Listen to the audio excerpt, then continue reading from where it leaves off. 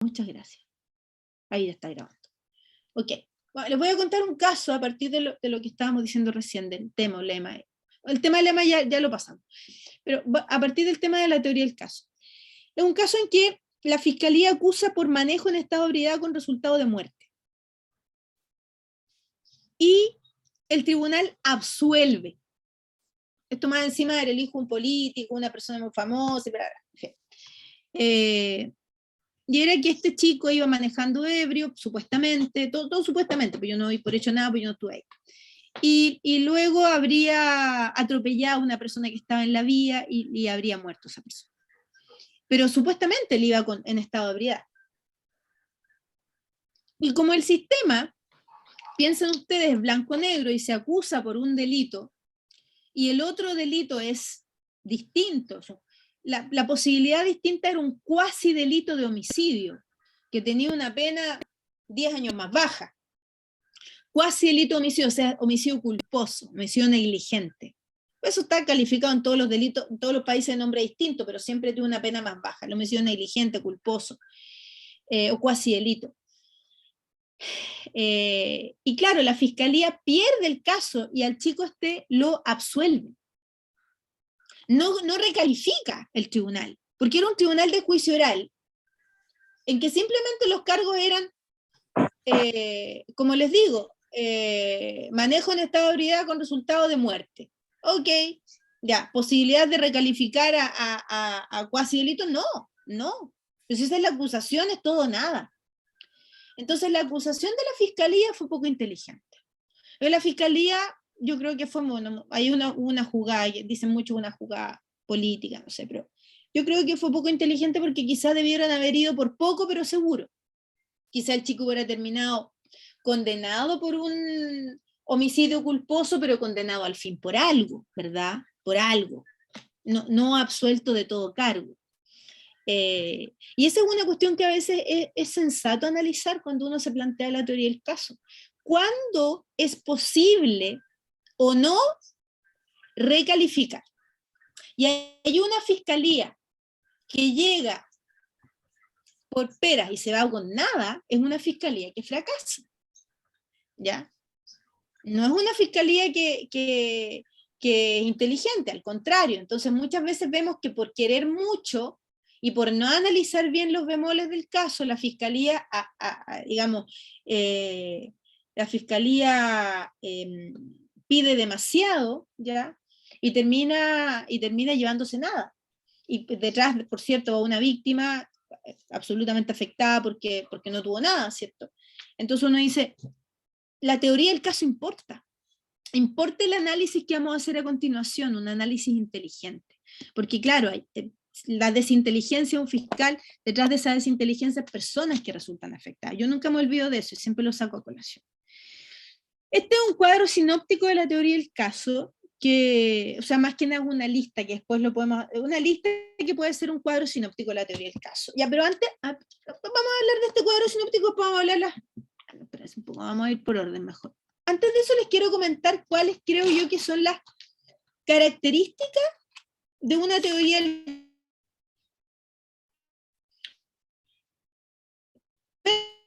característica de la teoría del caso. Una de ellas es que la teoría del caso tiene que ser, espera un segundo, estoy buscando las características. Debe ser,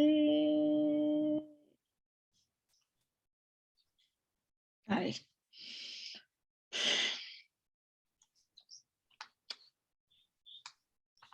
debemos pensar en que vamos a llegar a un juicio oral, ¿ya? Usted debe pensar que este caso va a juicio. Tiene que pensar a tu evento. No tiene que pensar el día 1 en que este caso se va a terminar por un arreglo económico, que vamos a terminar todos siendo felices algún día, y que la señora va a volver con el señor y van a ser todos felices para siempre, ¿cierto? No, aquí tenemos que pensar en que va a haber guerra. Entonces es bueno pensar así porque eso nos da una amplitud, una idea, ¿cierto? La teoría del caso debe ser también permanentemente revisada, ¿ya? Tengo que estar en esa hipótesis de que ese juicio se va a realizar, de que yo voy a tener que interrogar a las dos partes en el juicio, que van a tener que interrogar testigos, de que el testigo tiene que venir al juicio, de que las cosas van a ocurrir. Lo van a tener que enfrentar con todas las consecuencias de esa teoría del caso que estoy llevando adelante. Tengo que estarla revisando constantemente porque puede que hayan cosas que hayan cambiado. Puede que se haya muerto un testigo, puede que haya cambiado alguna circunstancia, etc. En principio debe ser única, ¿cierto? Yo no debería tener 2 o 3 teorías. Pero aquí yo difiero a algunos profesores que dicen que debe ser única. Yo creo que deberíamos tener siempre o posiblemente en casos que pueda existir una teoría alternativa. ¿Ya? Y aquí es donde viene esta posibilidad de las recalificaciones. Como este caso que les digo, o sea, mi primera teoría es que esto es un manejo en estado de ebriedad con resultado de muerte, pero también es una posibilidad que estemos ante un cuasi delito. Y yo debiera, en base a esa teoría del caso probable, ¿ya?, empezar a evaluar. O sea, yo puedo tener una impresión de lo que pueden ser los hechos, pero mi teoría del caso tiene que ser sustentable, ¿cierto? Autosuficiente, esa es otra característica. Esa teoría del caso del manejo en estado de ebriedad no era autosuficiente. No, nació muerta, creo yo. Porque de verdad era posible probar, era muy ambicioso probar una cosa así, porque nadie estuvo en el lugar esa noche. El chico se arrancó, en este caso el chico se arrancó un par de días, o sea, lo encontraron al día siguiente se fue a entregar, cuando ya no era posible hacerle una alcoholemia exitosa, ¿ya? Entonces no había una alcoholemia respecto a que él hubiera estado ahí bebido atropellando a esa persona. Entonces, eso hace que la teoría del caso pudiera, en lugar de ser única, variar por otra. Y ahí es donde decimos, mi teoría del caso debiera ser única, basada en la inteligencia, en que era un cuasi delito. Pero fue desinteligente lo que se hizo. Debiera ser única, ¿cierto? Debiera ser única. Y yo debiera manejar alternativas también, abrirme a otras posibilidades. Y ahí es donde siempre tenemos que estar atentos a la lluvia de ideas, por eso que hablamos de que tiene que ser permanentemente revisada. Tiene que ser también autosuficiente, significa que en base a los elementos que le vamos agregando a lo que vamos a ver ahora en el próximo ejercicio, esa teoría del caso tenga sostén, ¿cierto? Esté basada en antecedentes ciertos, ¿ya? En antecedentes reales, digamos, ciertos en base a las pruebas que tenemos, que nosotros podamos sentarnos en un juicio a hablar de esa teoría del caso, no sea un invento.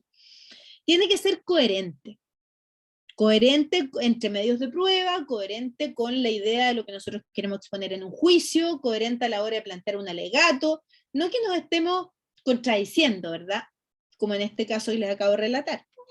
Tiene que ser simple y clara, como les dije recién, capaz de ser explicada.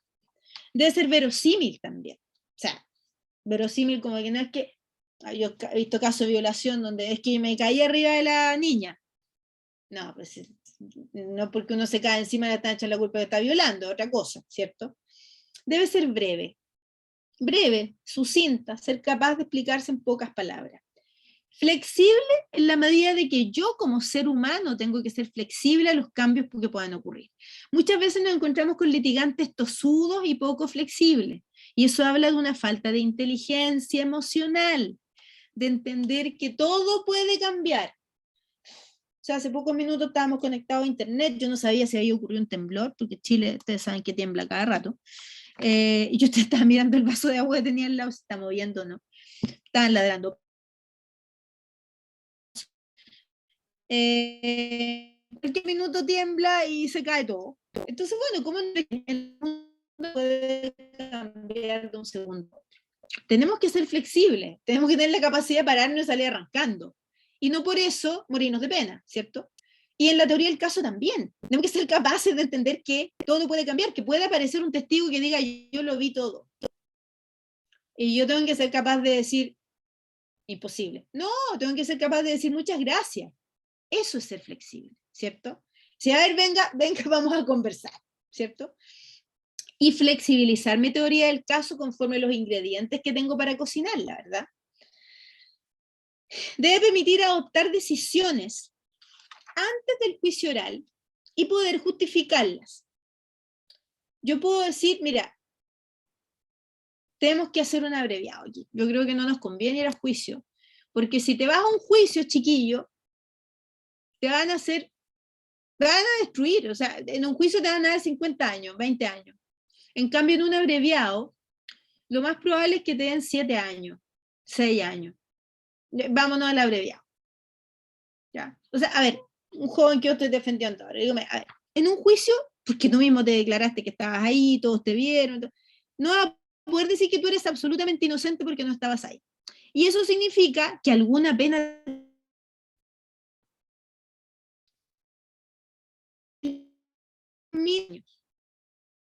y aquí te están ofreciendo 6.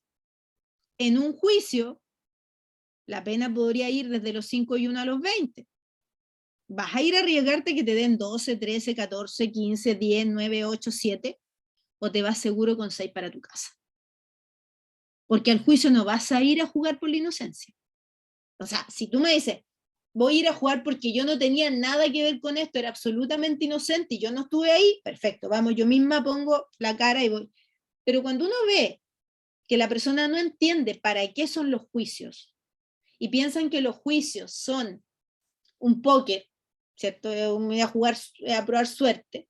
No, los juicios son una realidad en que uno dice, a ver, ¿qué posibilidades tenemos de que ningún policía llegue y que ningún medio de prueba llegue y que nadie llegue y que en ninguna parte aparezca que el joven estuvo ahí? No, pues, o sea, muy difícil que ningún medio de prueba aporte que él estuvo ahí. Ya, con el solo hecho de que él estuvo ahí, ya al menos es cómplice. Está complicado. Como cómplice ya le dan 5 años. Estamos mal. Vámonos con los 6 años y listo. Y si además se prueba que no era cómplice, que era coautor, la pena es más alta y ya olvídate, o sea, ya estamos hablando de más de 10 años. Entonces ahí tenemos que ser capaces de tomar decisiones antes de un juicio oral, ¿ya? Y poder justificar esas decisiones basado en la misma teoría del caso, ¿ya? Debe generarnos la capacidad de analizar, ¿ya?, el caso y de ordenar la presentación de la evidencia antes del juicio oral.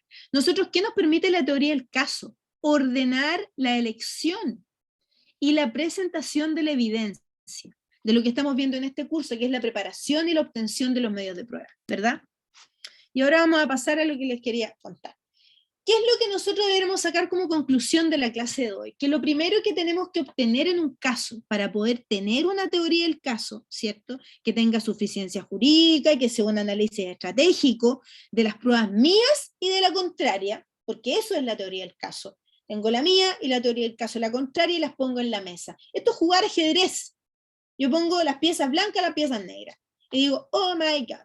Y de repente aparece un creyente y pieza amarilla. Digo, ok. Hay relatos en pugna, ¿verdad? Lo primero que tengo que tener es un relato breve de los hechos. Esa es una parte de la teoría del caso. Mi teoría del caso es como mi frase inicial, ¿verdad? Mi resumen, mi sinopsis. Pero ¿qué la compone? ¿Qué es la densidad de la teoría del caso? Es todo esto, ¿ya? La compone hacer un relato de los hechos. La compone además determinar una teoría jurídica aplicable. La compone elaborar proposiciones fácticas. Y aquí viene la tarea más bonita. La compone hacer una selección de la evidencia, ¿ya? La compone hacer una detección de las debilidades del caso. O sea, tengo que ser honesto, aquí cuesta mucho trabajar con abogados que se creen Superman, ¿ya? O mujeres que se crean supermujeres, porque uno de verdad tiene que bajarlos del Olimpo y decirle, mira, si no se trata de que no te quieras, se trata de que por lo mismo te quieras un poquito y entiendas que si te arriesgas, que es imposible de probar con lo que tienes, te va a ir mal. Entonces, entender las debilidades del caso ayuda a tomar decisiones más sensatas. O bien, a generar evidencia para pelear respecto de esas debilidades del caso, para blindarlas. Luego, hacer una adecuada clasificación de las evidencias, ¿ya? Y hacer una determinación de la forma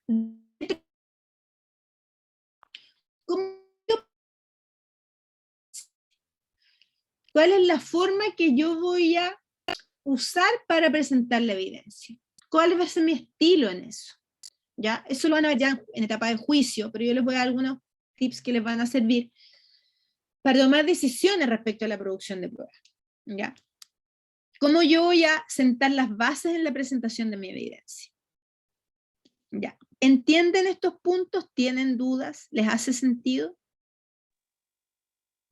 ¿Cómo yo clasifico? ¿Sí? Doctora, ¿me escucha? Sí, le escucho. Doctora, la diferencia de selección de la evidencia a clasificación de la evidencia, ¿podría quizás explicarlo un poquito más? Eso se lo voy a explicar a continuación en los cuadros que vamos a usar. Claro, pasa que usted tiene que seleccionar la evidencia primero en base a su origen. Usted puede seleccionarla en base a diversos criterios. Pueden ser criterios probatorios, criterios como las posibilidades o no de eliminar evidencia de la contraria, o las posibilidades o no de que le eliminen evidencia propia. La selección de la evidencia también puede tener que ver con el criterio de qué tipo de evidencia se trata. A ver, tenemos los distintos tipos de pruebas: testimonial, prueba material, prueba documental, los exhibits, los videos, tenemos, bueno, el mismo imputado que lo podemos hacer declarar, que puede ser como medio de defensa. Distintos tipos de evidencia. Seleccionamos la evidencia. Y nos vamos a dar cuenta que a veces una fotografía bien tomada, bien acompañada por un buen testigo, puede servir mucho más que 4 testigos, ¿cierto? Entonces, esa selección de la evidencia habla también de la calidad que tiene esa evidencia, ¿cierto? ¿Qué tipo de evidencia tengo yo para este caso? Y cada evidencia tiene sus bemoles, ¿ya? Luego la clasificación de las evidencias puede ir conforme criterios, ¿ya? Y esos criterios van a tener que ver con qué queremos lograr con el caso. Si yo, por ejemplo, voy a decidir clasificar las evidencias para decir cómo presentarlas en el juicio. Luego digo, determinación de la forma de presentar la evidencia. Si las clasifico para ver cómo voy a hacerlo en la presentación de juicio oral, la preparación de juicio oral, y digo, primero voy por los testigos, luego voy por la pericial, luego voy por la documental, luego voy por la prueba, los otros medios de prueba, luego voy por la videos, fotografías, la pericia, ¿cómo se presenta? Las pericias se presentan mediante el perito declarando en el juicio. No, en los juicios orales hoy día no se presenta el informe para que los jueces lo lean. Va el perito porque la gracia es que las partes le puedan hacer preguntas al perito para despejar dudas, ya respecto de aquello que está explicando, porque el perito está hablando desde la ciencia o arte, es un experto que está diciendo sus conclusiones. Entonces yo tengo derecho a preguntarle, ¿y ese cuerpo que habría causado la lesión en el brazo de María? ¿Pudo usted determinar cuál fue ese cuerpo? Ese vínculo, ese cuerpo extraño que causó la lesión en el brazo de María. No es posible determinarlo. Pero usted dijo recién que esa lesión causada por el golpe, lo que pasa es que ahí el perito explica que esto viene de hubo una fuerza que causó esa lesión.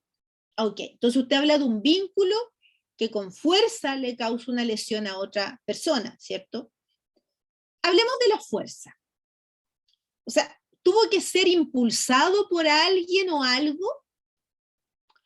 Sí. ¿Y ese alguien o algo tuvo que ser otro o pudo ser María también? ¿Puede determinar usted eso, sí o no? No. O sea, María pudo haber caído sola y haberse golpeado el brazo contra un fierro. Sí. ¿Puede esto determinar que no se cayó María y no se golpeó con un fierro? No. Usted no estuvo en el lugar del hecho, ¿verdad? No. ¿Pudo usted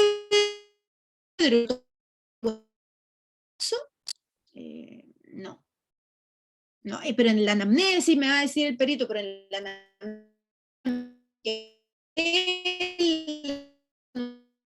anamnesis, yo le estoy preguntando a usted como perito, de acuerdo a su ciencia o arte. Usted puede determinar entonces, desde su ciencia o arte, que el golpe vino desde fuera hacia adentro o que fue María quien cayó sobre el vínculo. ¿Es posible determinarlo, sí o no? No. Muchas gracias, señoría, no hay más preguntas. Ahí tengo un ejemplo. ¿Ya? Al perito necesitamos interrogarlo. Por eso es que lo clasificamos en la prueba pericial para que vaya con ese formato de presentación a juicio. Y luego vamos a determinar la forma de presentar la evidencia. Porque si además yo quiero incorporar una fotografía junto con la declaración del perito, corresponde, ¿verdad? ¿Ya? Contestaba más o menos su pregunta de las distintas selecciones o clasificaciones. ¿Ya? Tiene que ver con la primera tiene que ver con cuando les hablaba de coaching, con esta etapa ¿cierto? Con la observación de todo lo que tengo para cocinar. Como cuando yo empiezo a hacer una receta y digo, bueno, ¿qué ingredientes tengo? ¿Cierto? Tengo, no sé, muchas verduras. Ok, ya voy a empezar a clasificarlas por colores. Seleccionar, ¿qué tengo? ¿Qué selección tengo? Esta es la selección. Luego de ver la selección que tengo, qué es lo que hay, dentro del proceso, yo más adelante, después de haber seleccionado, analizado y haber hecho detección de debilidades, después de eso yo entro a clasificar. Y cuando clasifico, fíjense, yo también voy eliminando, voy optando. Cuando entramos a la etapa de clasificación, yo puedo decir, ¿saben qué? No voy a llevar 7 testigos de esto, voy a llevar 2 nomás. O no, voy a llevar 7 porque puede que 5 falten y 2 me queden. O ¿por qué voy a llevar este testigo y este otro no? Y yo puedo empezar a tomar opciones. Esto analizado se parece mucho este cuadro sinóptico a lo que les comentaba el primer día del coaching, cuando hablábamos del método integrativo, en que uno empieza etapa por etapa a ver cómo nosotros vamos despejando para conectarnos con la meta, ¿cierto? Y vamos la exploración. Y después viene una etapa en que nosotros tomamos opciones. La clasificación viene en la etapa de las opciones. Y la selección viene en la etapa de la exploración, donde yo veo qué es lo que tengo. Quizá el nombre de selección quizás no está muy bueno, quizás podríamos mejor hablar de exploración de evidencia o de revisión de evidencia. Pero aquí le ponen, en general, los libros hablan de selección, yo también prefiero selección, porque yo puedo tomar de todo el abanico de evidencia que existe, en el caso, cuál es la que a mí me sirve para mi teoría del caso. ¿Ya? Policía, cuchillo, fotografía, testigo, etcétera. Voy tomando todo lo que me sirve. A partir de eso veo detección de debilidad y luego clasifico. Luego tomo opción y digo, ¿sabes qué? Luego de haberla seleccionado, la voy a desechar. ¿Ya? ¿Más dudas o consultas o impresiones sobre este tema? ¿Habían analizado antes algún caso así? Doctora, bueno, he visto un caso cuando hablaba del tema del peritaje, pero prefiero ir ahorita a la pregunta con relación a los temas. En el momento de que selecciono mi prueba, veo lo que tengo, no tengo, releo ciertas pruebas, al momento del juicio oral, la parte acusada toma en cuenta las pruebas que he dejado a un lado. ¿Cómo podríamos nosotros reaccionar en ese momento? ¿Qué estrategia o qué posición podríamos tomar? Si nosotros vemos, por ejemplo, que la otra parte está dejando fuera una prueba que a mí me interesa, me ocurre con frecuencia que la fiscalía, si ve que aparece una prueba que le sirve al imputado, la fiscalía la deja abajo. ¿Dónde he visto eso? ¿Cierto? Ocurre mucho. Yo tengo que ser más astuta, tengo que leerme la carpeta siempre, completa. Yo no puedo, la investigación, ¿cómo va la investigación? Tengo que seguirla entera. Yo no puedo confiar en que el fiscal va a tener buena fe. Yo soy defensor. Y si algo el fiscal está dejando fuera, algún testigo que dice que no vio al imputado ese día o que dice algo que a mí me sirve, yo tengo que presentar ese testigo como propio. Yo puedo hacerlo. Entonces esa sería la estrategia. Tomar lo que el otro desecha porque a mi teoría del caso le sirve. Entonces, ¿qué es lo que se aconseja? Por eso le hablo de la selección de la evidencia. Es como ir al mercado a comprar para cocinar. Yo voy y compro de todo lo que sirve para la semana. Luego veo con qué cocino. Cuando entro a la clasificación, veo con qué cocino, ¿cierto? Pero primero necesito ver todo, leer todo lo que ocurre. Por eso hablamos de que cuando ocurre un hecho, tengo que ir al sitio del suceso. Me guste o no, a ver qué ocurrió, cómo es el lugar, cuántos metros hay, cómo es la iluminación. A veces el detalle de la iluminación marca el caso, marca la visibilidad, marca que el testigo que está en la esquina está mintiendo, ¿cierto? Que era imposible que viera lo que ocurrió desde dentro de un auto que estaba polarizado. Yo gané un juicio así hace un mes atrás. Policía diciendo que veía todo dentro del auto y estaba una rejilla polarizado y todo, era imposible. Bastaba haber visto eso. Bastaba conocer un poco más de la realidad. Entonces, ¿qué ocurre? Que nosotros a veces de la misma prueba de la contraria que pretenden ocultar, podemos tomar para nuestro caso. Pero eso pasa porque tengamos ojos bien abiertos. Eso. Más observaciones, más puntos. Doctora, ese enfoque es del lado del acusado, del lado del querellante o de la parte particular, ¿cómo se podría reaccionar? Sí, te entiendo por dónde vas. Claro, como yo me pongo el parche ante la herida y que el imputado me aparezca con un conejo o un sombrero. Hay algo en general en el sistema adversarial que es el mayor derecho del imputado. Es que el imputado tiene hasta el día de la probatoria para aparecer con medios de prueba. O sea, el imputado tiene derecho a sorprender con medios de prueba. Ese es algo con lo que usted no contaba. Entonces yo lo que recomiendo siempre es que cuando una parte querellante haga análisis de teoría del caso, no se concentre en cómo acuso, sino en qué está haciendo el otro para defenderse. Porque generalmente el error es no pensar en cómo el otro va a ejercer su activa defensa. Si es que el otro va a traer un peritaje, si es que el otro va a traer una... No subestimar a la defensa. Si yo sé que tengo una defensa pagada, responsable, que va a llegar con 3 peritos, con 4 testigos, con no sé qué, yo no voy a poder ver todo lo que está haciendo. ¿Ya?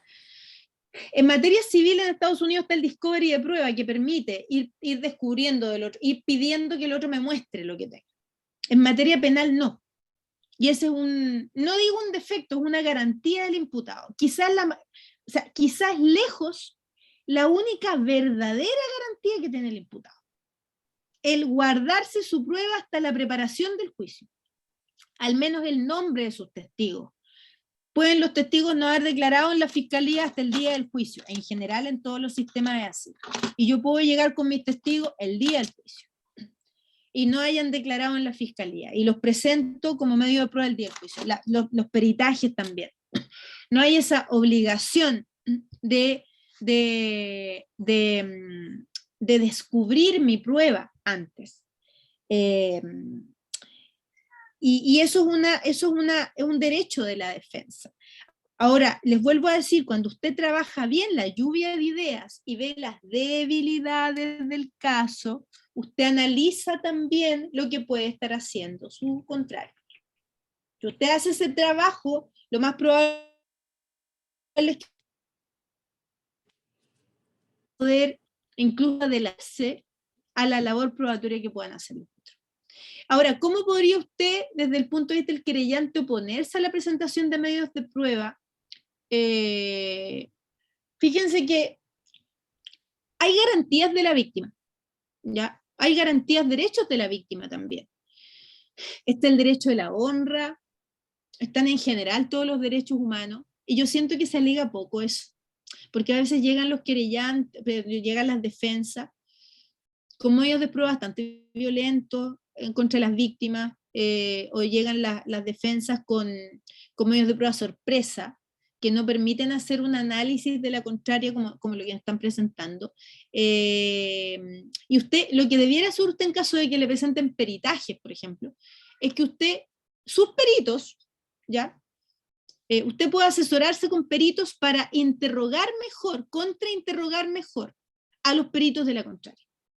Contrainterrogar bien a los testigos de la contraria. ¿Ya?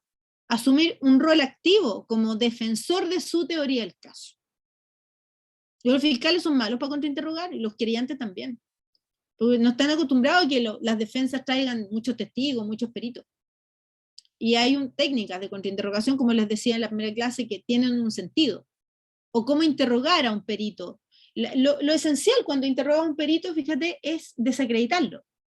Desacreditar al perito en sí, como realmente especialista, y desacreditarlo en cuanto a la verdadera objetividad con que está haciendo el análisis. Desacreditarlo en cuanto a que realmente conoce todo lo que se ha hablado de esa materia, porque es imposible que lo conozca todo, y que hecho el conocimiento total, optó o no por una teoría u otra. A veces es difícil que te aseguren, o sea, es que te expliquen bien, porque optan por una forma u otra de ver las cosas. Y eso puede hacerlos caer en una explicación de subjetividad. Cuando un perito pasa a ser subjetivo, deja de ser realmente un súper experto en quien podemos confiar, porque vemos una subjetividad en él. La esencia de un perito debiera ser la objetividad y la experiencia, la experticia.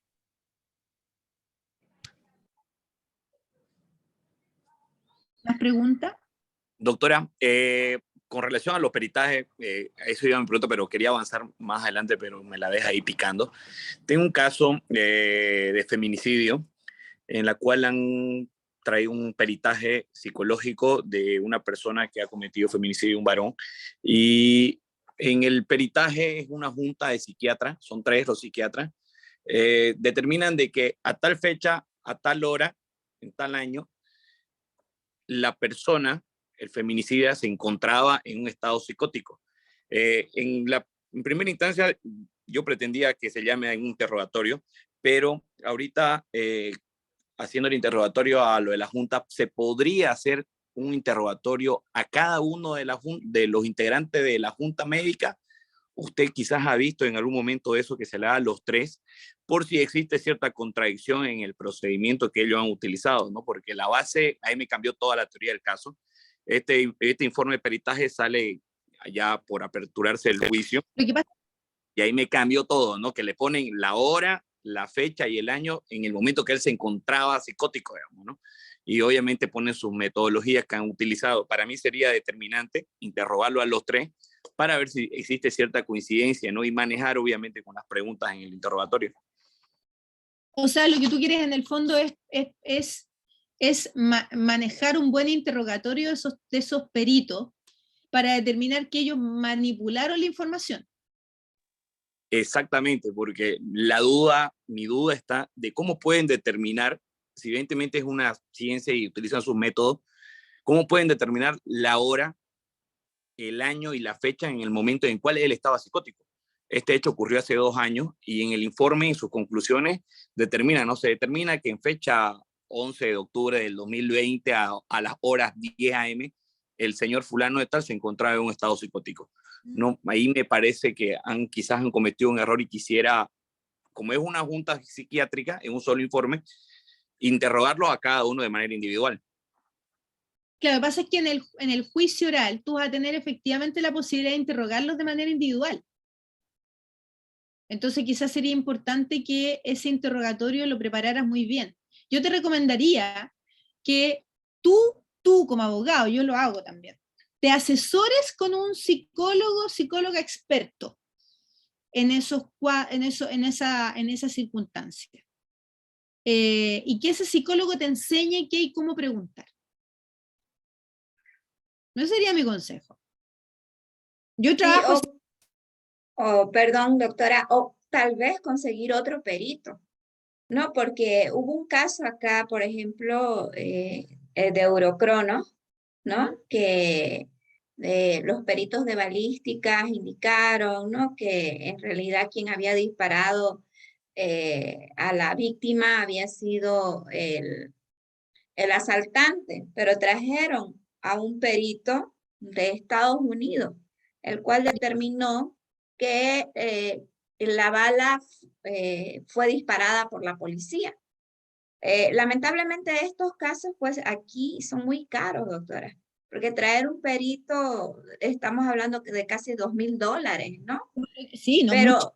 Pero $2.000. también analizando un poco, por ejemplo, el juicio de Johnny Depp, era un perito que indicaba, ¿no? que él se había lastimado el dedo. Entonces ahí las preguntas que le hizo la parte de la defensa fueron determinantes para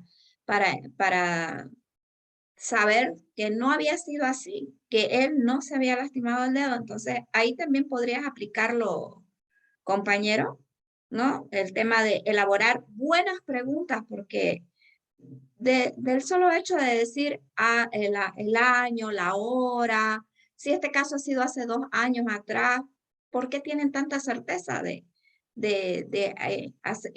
realizar un informe, ¿no? Entonces, ahí yo creo que debate determinar son las preguntas que le hagas a los peritos en el juicio.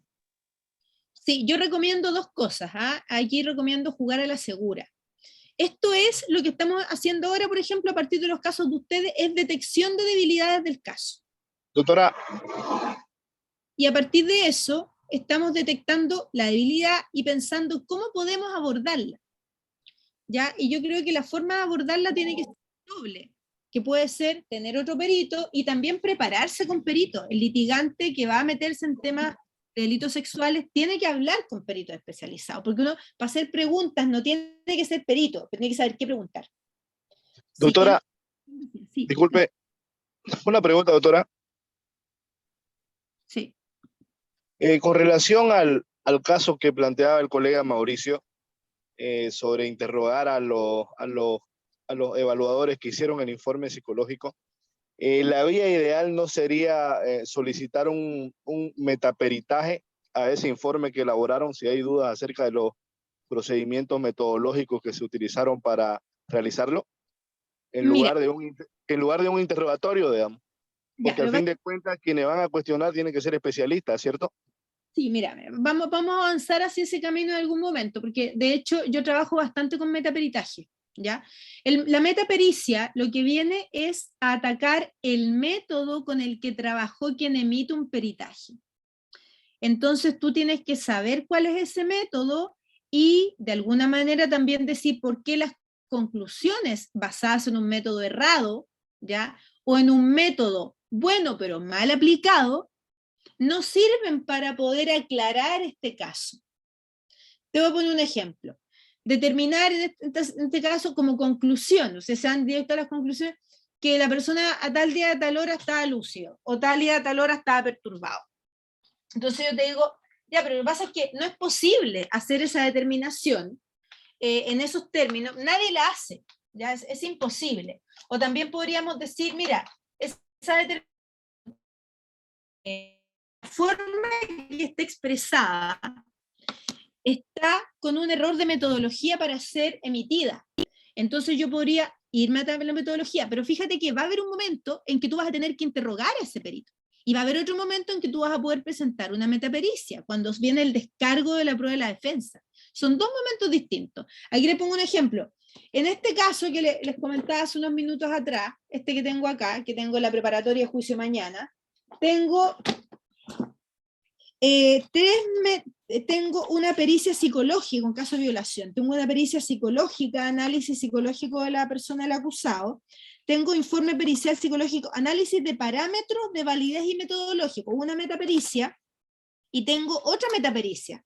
Tengo 2 metapericias y un peritaje, y de vuelta tengo de la otra parte 2 peritajes de credibilidad. Entonces yo tengo que saber qué preguntarle en el contra a esos peritos que están diciendo que la víctima es creíble. O sea, tengo que atacar por 2 lados. ¿Ya? Y para hacerle un parámetro, esos peritajes costaron $10.000. Para que se hagan una idea. Ya, o sea, esta persona está arruinada por esta causa. En fin, aquí me parece que Samuel quería hablar. Sí, Samuel, te escuchamos. Perdón, pasa que soy Lucas y mi hijo no ha caracterizado. Ok, está. Bueno, Samuel. Sí. Lucas. Disculpe, doctora. El artículo 107 del Código de Procedimiento Penal boliviano habla sobre los consultores técnicos que son los que regulan lo que usted acaba de explicar, la metapericia. Y dice así en el parágrafo segundo: el consultor técnico podrá presenciar la pericia y hacer observaciones durante el transcurso. Es decir, ya en este asunto tenemos ya que hay una pericia. No pudo ingresar el consultor técnico. Entendemos eso. Sin emitir un dictamen, dicen. En las audiencias podrá asesorar a las partes en los actos propios de su función, interrogar directamente a los peritos, traductores e intérpretes y concluir sobre la prueba pericial. Siempre bajo la dirección de la parte a la quien asiste. Es decir, que da unas reglas, ¿no? Indica interrogar, es decir, que el consultor técnico puede interrogar al perito durante el juicio oral, ¿ya? Y al final puede hacer conclusiones sobre la prueba pericial, es decir, puede hacer observaciones sobre la prueba pericial que realizaron estos tres peritos. Eso durante el juicio oral. Ahora, en la etapa preliminar, antes de la etapa preparatoria, antes de que llegue al juzgado, la parte final es clara y dice, ¿no? La fiscalía nombrará a los consultores técnicos directamente, sin necesidad de autorización judicial. Eso debido a lo que usted viene diciendo desde el comienzo, el sistema adversarial, el sistema de contradicción, del devenir de los contrarios y de la dialéctica. Es claro el artículo 207 para esgrimir e interrogar durante el juicio oral. Solamente era esa aclaración, señora doctora. O sea, existe esa posibilidad de que los peritos en el fondo se confronten en el camino. Sí. Si manejamos bien la regla del 207, podemos ocasionar que se confronten y podemos crear la duda razonable. Ya, o sea, está muy bueno que ustedes también utilicen esa herramienta. Ahora, vuelvo al punto. Ustedes como litigantes, para fabricar su teoría del caso, tienen que educarse sobre lo que no saben. O sea, yo hace 20 años tampoco sabía que era lesionología forense, ¿cierto? El vínculo, la anamnesis y todos estos conceptos tampoco los conocía. Entonces tienen que aprender que les van a servir como conceptos para su trabajo, independientemente de que ustedes puedan servirse de estas herramientas que nos señala el compañero, que me parecen muy útiles y muy necesarias, que ustedes, porque finalmente ustedes son los que van a inyectar algo para que eso ocurra. Ustedes van a generar que esa cuestión se dé en el proceso. Y hay algo que la psicóloga con la que yo trabajo en los casos, Margarita, me pregunta siempre, me dice, ¿cuál es la pregunta psicolegal, querida Celeste? Me dice. Y yo le digo, yo quisiera que la pregunta psicolegal es, queremos absolver. No, pues me dice, la pregunta psicolegal es, ¿qué es lo que tú quieres que yo finalmente aporte en el caso? ¿Qué es lo que quieres que yo resuelva en definitiva? ¿Cuál quieres que sea mi aportación en esta cuestión que se está planteando? Porque si tú vienes a mí es porque alguna duda existe, ¿viste? Entonces, si yo veo un informe de credibilidad mal hecho, o que me merece duda, como que me da una cosita en el estómago, así que este informe yo no le creo, por alguna razón no le creo, y veo otras pruebas que me generan, en la etapa de la selección y clasificación, me generan algo, digo, le voy a preguntar a un experto. Le digo, creo que ese informe de credibilidad tiene conclusiones cuestionables, al menos a mis ojos, que no soy una experta, pero sí algo sé de este tema. Le digo, ¿tú qué sabes más? ¿Podrías revisar la metodología? Y ella con otros psicólogos con los que trabaja, la revisan y me dicen, efectivamente la metodología que utilizaron o que dicen haber utilizado está sucia, porque en rigor debiera ser ABCD, y ellos utilizaron mal esa metodología, o sea, no utilizaron como que usted hiciera la receta cambiando los ingredientes de orden, si usted hiciera la receta mal, si en vez de usar un horno eléctrico es un horno de barro, así. Ese error de metodología, que genera en definitiva? Genera un error de conclusión, ¿ya? Y en eso los abogados tenemos que saber qué preguntas hacer en qué momento, ¿ya? y conocer también cuáles son las distintas metodologías en los distintos casos. Entonces, nuestro conocimiento no tiene que ser total, nuestro conocimiento tiene que ser como suficiente para activar cosas, ¿ya? Y saber qué pericias pedir. Muchas veces el error del litigante en la producción de prueba, que es lo que estamos viendo en este módulo, y quiero activar en ustedes, es, ¿y yo qué hago sobre esto? Y hoy día creo que hemos sacado varios temas en la conversación que es, bueno, ¿y qué hacemos nosotros al respecto? ¿Cómo yo cambio el mundo? ¿Qué hago yo frente a este problema? Digamos, ¿cómo lo resuelvo? ¿Cómo actúo frente a esta cuestión? Y yo le digo, bueno, haga esto, haga lo otro, o no haga, ¿cierto? Genere un nuevo medio de prueba, genere un peritaje, pero haga algo, ¿cierto? Y por ahí va el asunto, ¿cierto? En la teoría del caso es una construcción. Ya. ¿Cómo vamos? ¿Bien? ¿Alguien parece que llegó aquí con Carlos Vaca? ¿Alguna otra observación?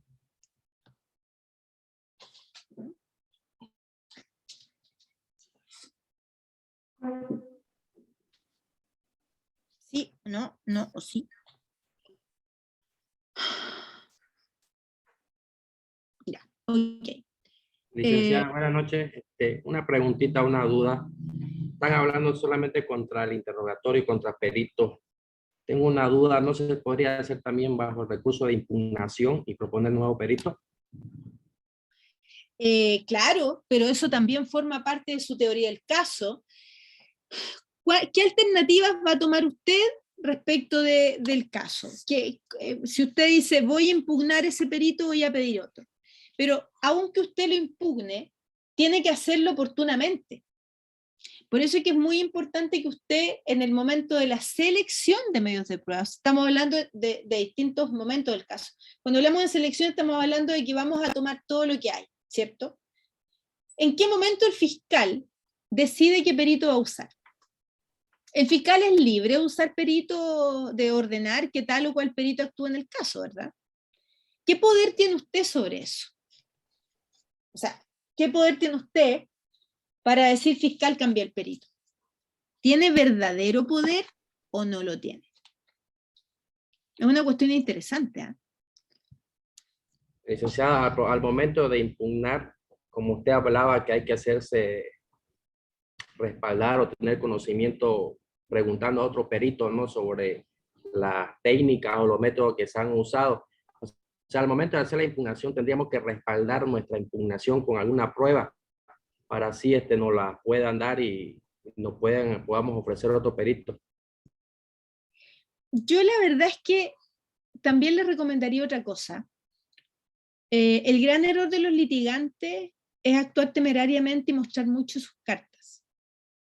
Si usted impugna al perito, usted le está ofreciendo al fiscal, estoy pensando al revés, la posibilidad de presentar un mejor perito.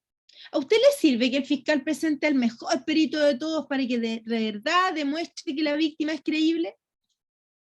¿O le sirve que haga las cosas mal para que usted pueda brillar mejor con su perito y que impugne la credibilidad?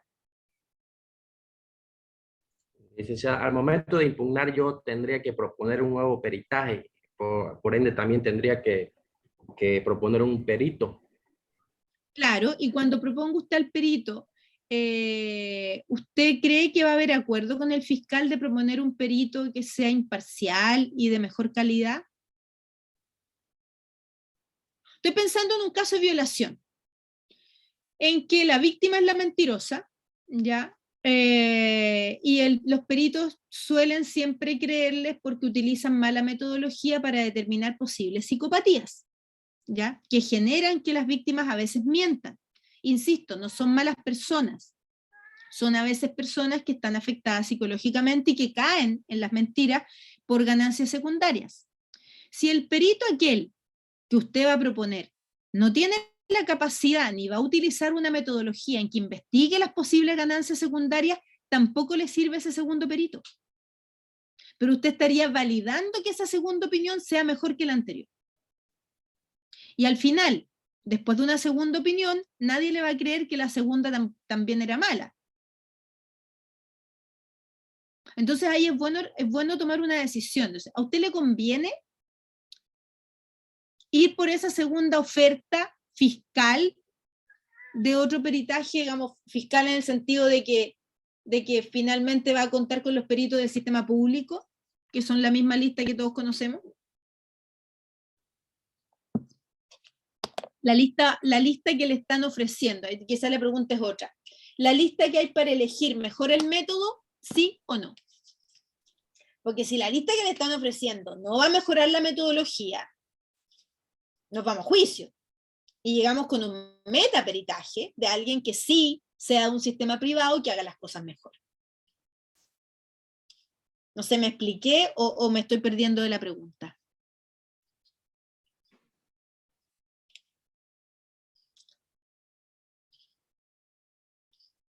Licenciada, entonces la metapericia consiste en un perito privado. No, la metapericia no consiste necesariamente en un perito privado, pero generalmente los peritos privados son los que lo hacen. La metapericia consiste en revisar la metodología, por eso se llama, como les dije recién, se llama análisis de parámetros de validez y metodológicos. Es un análisis de la metodología que se utilizó por el perito que hizo un primer peritaje, que se supone que relata en su peritaje la metodología utilizada, y si es que en realidad cumplió con esa metodología prometida, y si es que al usarla lo usó bien o no, y al mismo tiempo se analiza si esa metodología sirve o no para el objetivo planteado. Doctora, es que sabe que hay una confusión, me imagino, en los colegas, entre, y bueno, me podría usted ayudar a resolver, entre metaperitaje y contraperitaje. Exactamente, sí, pasa mucho, pasa mucho. Eso es lo que hay. Porque un contraperitaje es un peritaje que, analizado con una metodología distinta, emite una conclusión diferente. Eso no es una metapericia. ¿Ya? Es distinto. A veces yo pido a un perito que, además de hacer la metapericia, haga un análisis y emita alguna conclusión. ¿Ya? A partir, y les digo, a ver, ahora, a partir de la metapericia que tú analizaste y los insumos que hay en este método aplicado por el tercero, y los insumos pueden ser relatos, pueden ser, digamos, prueba que salió en el camino, la minucia que va saliendo ahí, y el análisis completo de los antecedentes, ¿tú podrías emitir alguna opinión? Sí, en base a algún método del que tú puedas dar cuenta en el sí, y pueden con otro método emitir una opinión. Yo lo he usado así en juicio también. Pero eso ya es una pericia distinta. Ahora, no me gusta llamarla contraperitaje, me gusta llamarla pericia simplemente, peritaje. Porque el contra, a ver, lo que pasa es que el uso de las palabras es importante acá. Cuando uno parte diciendo contra, a los jueces les cae mal. Entonces yo prefiero usar el término peritaje y metapericia. Metapericia cuando va al método. Y peritaje de la defensa, un peritaje diverso.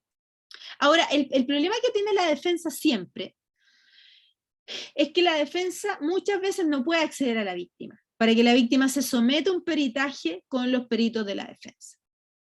¿Cierto? La víctima no quiere ir con un perito de la defensa. Licenciada, entonces, en conclusión, como estaba hablando del contraperitaje o la peritaje de la defensa, ¿también se puede proponer en la impugnación? Claro, eso es una propuesta útil. Pero yo vuelvo a hablarles de estrategia. ¿Ya? Yo creo que ustedes tienen que oportunamente generar una estrategia. Y decir, voy a estar proponiendo un peritaje, ¿me sirve hacerlo? ¿En qué momento? Voy a esperar todo lo que entregue el fiscal y luego voy a hacer una buena metapericia de todo lo malo que está investigando. O Disculpe, doctora. yo oportunamente, fíjate, o yo oportunamente, a tiempo, voy a hacer mis propios peritajes. También doctora, es una... Lo de mi peritaje psiquiátrico que le decía, ¿no? O sea, no voy a, si veo ese error en el peritaje que se hizo, no voy a realizar un contraperitaje ni un metaperitaje habiendo analizado que hay un error en el peritaje. Me voy a en realidad me voy a empapar más para hacer el interrogatorio, así que va a ser de más hacer un contraperitaje. En tu caso, les digo, dentro de todo el abanico de opciones, ¿qué haría yo? En tu caso, yo me empaparía, tomaría clases con un perito especialista en eso, incluso revisando documentación que puedes acompañar como prueba sobre prueba, si te salen con mentiras. Pueden ser documentos, pienso, a veces nos encontramos con oficios, con instructivos que les dicen cómo operar para poder determinar conclusiones de horas, de cuando cómo se mide cuando una persona está o no sin sus facultades. Tú puedes aportar documentos también en su momento y poder confrontar a esos peritos con ese documento. Entonces prepárate tú primero para interrogar, porque lo que más importante en tu caso es desacreditar la conclusión que alguien emite. Podrías, incluso si tienes recursos, llevar una metapericia. Un perito emita conclusiones en una metapericia de la mala metodología utilizada. Pero lo primero que yo haría en tu lugar sería conversar con un experto sobre eso y que te diga por qué está mal. Y tú analizas ahí, bueno, ¿seré yo capaz de sacar de mentira verdad, de verdad mentira, lo que dijeron? ¿O necesito, además de que yo logre hacerlo, que después de, porque piensa que temporalmente en el juicio tú vas a hacer tu interrogatorio primero. O sea, primero viene la prueba de la fiscalía y tú vas a hacer el contrainterrogatorio, ¿cierto? En este caso ustedes el interrogatorio, pero con la oportunidad de la defensa hacer preguntas. Y posteriormente viene la segunda opción tuya, que es la de presentar prueba como defensa. Quizá debieras jugarte también esa segunda carta, ¿ya? Por si se te hace difícil la primera. Imagínate que la fiscalía ese peritaje no lo presenta. Ahí te quedas.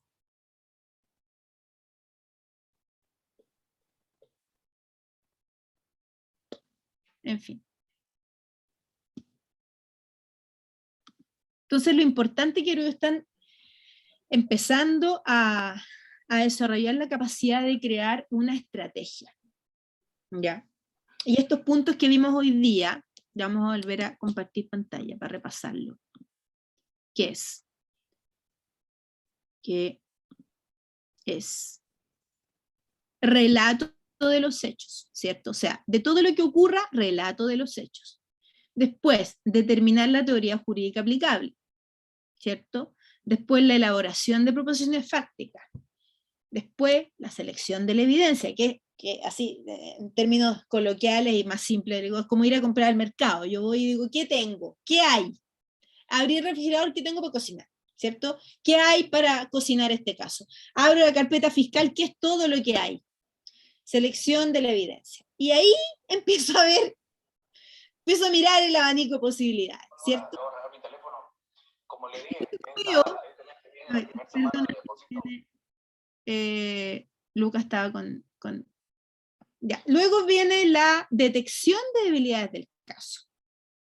Y ahí digo, a ver, pero el otro también está investigando, el otro también tiene su teoría del caso, también tiene una mirada de esto. ¿Ya? Y ahí vamos clasificando. Y en la clasificación, yo jugaba con esto con mis alumnos en práctica hace años en la defensoría, hacía cuadros así, le decía ya, vamos a jugar a clasificar todo lo que tenemos. Vamos a clasificar la evidencia por tipo de evidencia. Declaración de testigo, declaración de policía, vamos a clasificar ahora por calidad. Y luego de esa primera clasificación le vas a poner una rayita de color rojo a la que de muy buena calidad, es decir, por ejemplo, el testigo declaró en la fiscalía, frente al fiscal. Eso vale oro, ¿cierto? Está muy bueno porque nos sirve para hacer unos ejercicios de evidenciar contradicciones de audiencia, eso va seguro. Dale una marquita roja. O sea, ese testigo hay que defenderlo que vaya a juicio. Y ponle una marquita verde al que nunca declaró. Todos esos que nunca declararon hay que tratar de excluirlo de la fiscalía, porque no conocemos qué declararon. Hágale una marquita y te das cuenta que puede excluirle la mitad de la prueba al fiscal, por reglas de exclusión probatoria. Porque no conoces el contenido de la declaración de esos testigos, por ejemplo, ¿ya? Como les digo, cada lugar con sus reglas de prueba, pero en general, la clasificación de la evidencia sirve para que usted tenga un mapa de lo que hay para jugar. Pocos abogados lo hacen, porque tienden a trabajar en prosa, con el texto, con la acusación, y la leen, no hacen un mono, digamos, un cuadro. ¿Ya? Y acá, como les decía, la determinación de la forma de presentarla ya llegará al juicio, ¿verdad? Y ahí vamos a sentar las bases, cómo vamos a acompañar el cuchillo, cómo vamos a interrogar a la persona sobre el cuchillo. Y aquí hay que buscar alternativas. Este es un cuadro ejemplo de teoría del caso, de lo que les hablaba hace un rato en clase, donde vamos a ver versión de los hechos, teoría jurídica, proposiciones fácticas, evidencia de antecedentes, clasificación de evidencia, orden de presentación de la evidencia. O sea, vamos a avanzar en esto, ¿verdad? Podríamos hacer un cuadrito hacia abajo con lo mismo y trabajarlo hacia el lado. Entonces, ahí verá. Y aquí tenemos un diagrama, que ya esto lo vamos a ver en la próxima clase, el viernes. Diagrama de teoría del caso, donde yo me voy a esta parte, ¿ya? Donde estoy en las proposiciones fácticas. Me voy a ir acá, a la fase 3. ¿Ya? Y vamos a ir medios de prueba. Medios de prueba. ¿Qué tenemos? 22 de abril, Juan llega a casa, ya. Voy parte por parte. El 23 de abril a 22. Yo he tenido juicios que lo he ganado porque el fiscal no ha aprobado cuándo ni a qué hora. Y pasaron 7 testigos, ninguno fue capaz de decir cuándo ocurrió el hecho. Y el tribunal dijo, pero fiscal, ¿cómo es posible? Eso usted no preparó su prueba para que venga a decir cuándo ocurrió. Bueno, adiós, absolución. 23 de abril a 22 horas, en tal lugar, hay que decir en qué lugar ocurre eso, ¿cierto? Juan llega a casa de Pedro.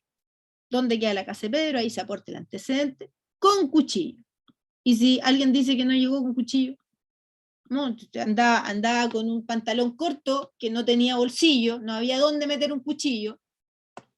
O no, mira, Juan andaba con buzo, con ropa deportiva, porque no había dónde meter un cuchillo. Lo ataca. Bueno, ¿cómo ocurre el ataque? ¿A raíz de qué? ¿Cuál es la motivación? Lo lesiona.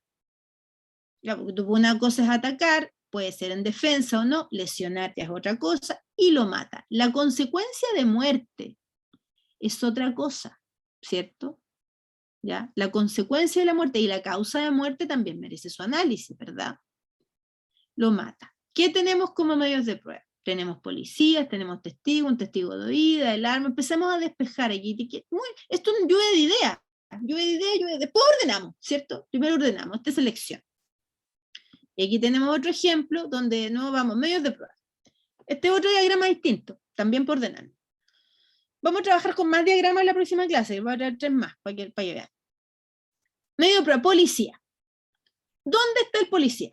El origen de la declaración del policía. Está el reporte del policía, está el reporte policial, está la declaración del reporte, después declaró en la fiscalía y participó en las diligencias. O sea, este policía tiene todas estas apariciones.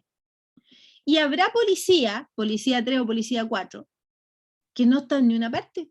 Y está anotado en la hoja de la acusación, está en la lista de la prueba, y nadie lo conoce. ¿Y este policía de dónde salió? Y después aparece en el juicio declarando muchas cosas que nadie sabía dónde estaban, ¿verdad? Y aquí, formas de obtenerlo, bueno, como les decía, una prueba directa es la víctima, porque es una persona que vio directamente los hechos. Y una prueba indirecta es alguien que llega después. Es un medio de prueba indirecto. Los testigos también pueden ser de prueba indirecto porque no son de primera mano. Un testigo que declara después porque no sabemos si vio o no vio los hechos. ¿Ya? El directo siempre es una medio de prueba que llega después. ¿Ya? ¿Quién lo va a exponer? ¿Cómo presentarlo? ¿Cómo presentarlo? ¿Declara en el juicio? El policía sí. Declara. En la prueba, la fotografía se expone por el policía en el juicio. El objeto se expone por el policía. Es un exhibit. Aquí algo hice. Dame un segundo. Creo que algo hice. Déjame un segundo. Voy a salir la pantalla antes de destruir mi PowerPoint. Esto sí que es una barbaridad. Ahí volvió en sí. ¿Ya? ¿En qué estaba? Aquí volvimos. Formas de exclusión. Está en general la pertinencia o impertinencia, la limitación temática, hay que ver la limitación temática de la prueba, porque muchas veces, por ejemplo, un policía que está hablando de temas de declaraciones del imputado, cuando hay un derecho a guardar silencio hay que limitarlo. Y así, o sea, usted puede valor en el caso. Mucho valor, poco valor, ni un valor, y ahí usted va desgranando, ¿cierto? Su caso.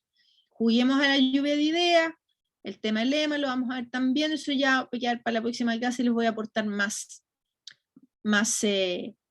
diagramas, ¿ya?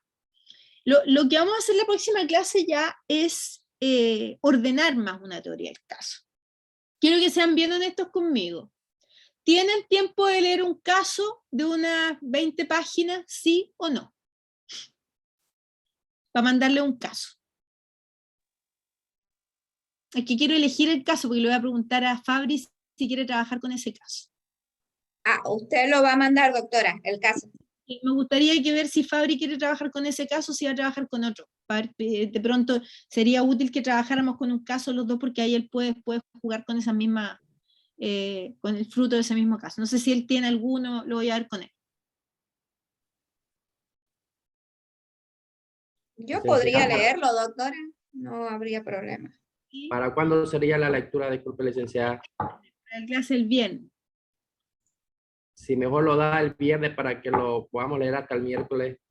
Sí, mejor. Ya, entonces, para el viernes lo que vamos a hacer es seguir trabajando teoría del caso y teoría de la prueba. Ya, seguir en esta lluvia de ideas de temas conceptuales. Y vamos ya a entrar a cómo fabricamos la prueba que vamos a tener, la causa, ¿cierto? Eso digamos. Yo voy a buscar más libros que tengo para mandarles, los que tengo yo, que están fotocopiados, escaneados para compartirles.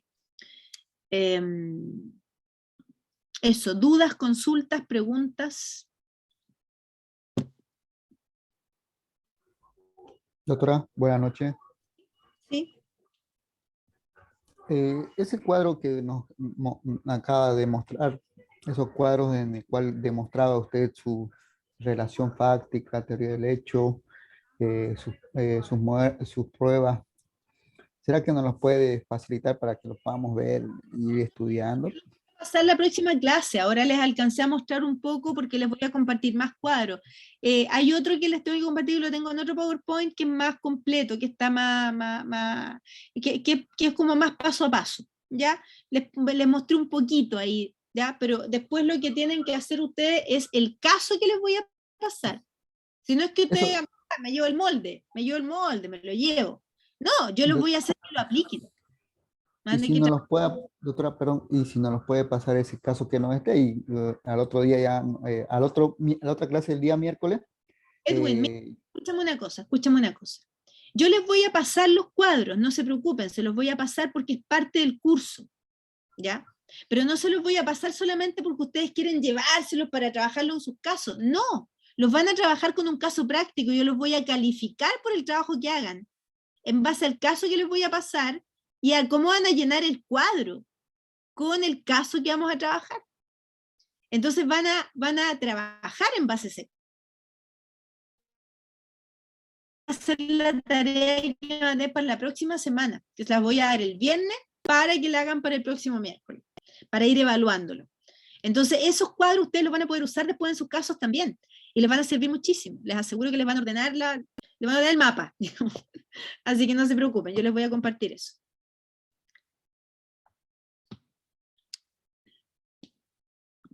¿Más preguntas, dudas? Todo lo que sea esquema sirve mucho, ¿ah? Así que calma porque les voy a compartir ya más esquemas después que les van a ir sirviendo.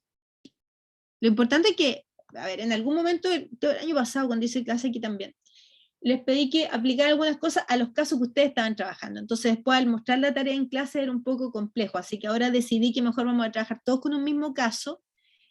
Confío en que no se van a pasar la tarea unos a otros, sino que cada uno va a hacer su tarea, pero va a ser algo súper concreto. Después, cuando aprendan a usar el molde, van a decir, ok, voy a aplicar a los casos que tengo en la oficina, voy a aplicar a los míos, y ahí les va a hacer, pero el ejercicio inicial, digamos, la primera práctica va a ser con un caso de acá. Sí, las grabaciones de las clases, eso lo tengo que ver con Jessica, porque les comentaba en la primera clase que el año pasado, la plataforma de la universidad, me parece que no aguantaba el peso de las clases, ¿ya? Entonces, costaba subirla. Entonces ahora voy a ver con Jessica para poder subirla sí o sí, porque las estoy guardando de las clases en la nube. Ahora tengo que bajarlas, subirlas y todo eso. Hay que verlo. Yo me encargo para que ya a partir de la próxima semana las clases estén en la nube. Y tomé foto de la pantalla para... les tengo que pedir algo. Tomé foto de la pantalla para ver su asistencia. Por eso es importante que pongan su nombre. Ya, no es por cosa mía. O sea, dice iPhone de Gloria. Yo voy a ver quién es Gloria después en la lista. Lucas me decía que no era Lucas. Y así. Y la persona que decía iPhone de no sé quién. No es de pesar, ¿ya? Es porque yo después tengo que pasar lista. ¿Ya? Y cuando anote quién es quién, no quiero ahí equivocarme ya y dejarlos inasistentes cuando sí estaban presentes. Digamos, es por un acto de honestidad con ustedes. ¿Ya? Así que por eso prefiero guardarme la foto. Me voy a tomar otra de nuevo ahora que me encendieron las cámaras, por cualquier cosa, porque así por último la comparo con la clase anterior, y tengo el cuidado de sí dejarlos presentes cuando estaban presentes. Ya, estimados. Bueno, cualquier cosa ahí nos vamos hablando por el chat. Les mando un abrazo, nos vemos el viernes en clase. ¿Ya? Y ahí ya con más material y seguimos. Si tienen casos, dudas, bueno, tráiganlos y me van consultando y de entre todos vamos salvando las dudas que tengan. Un abrazo, buenas noches. Gracias, doctora. Hasta luego. Gracias, doctora. Buenas noches. Buenas noches, doctora. Buenas noches a todos los compañeros. Gracias, doctora. Buenas noches.